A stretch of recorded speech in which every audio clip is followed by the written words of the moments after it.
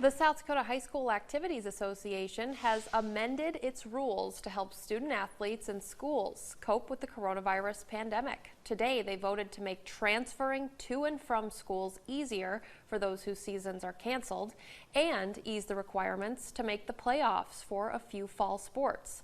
Austin Goss sat down with the executive director of the association today and has that story from our Pierre newsroom.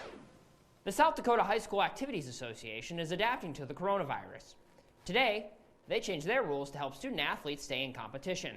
The big takeaway is in those scenarios, we are going to allow you to open enroll to a school that is participating in fall sports, and we would allow you to come back to your home school or wherever you're eligible right now following that fall season. This means that students who are affected by shutdowns, largely students on Native American reservations, could technically compete for two different schools and two different sports this year.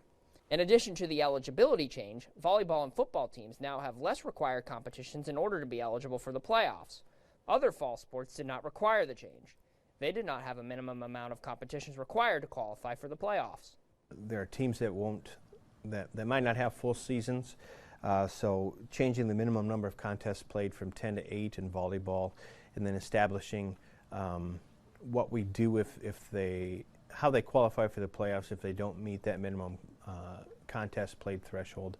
The same thing in football, changing that minimum number of contests played from 6 to 5, and establishing what we do in the event that teams aren't able to finish 5 games.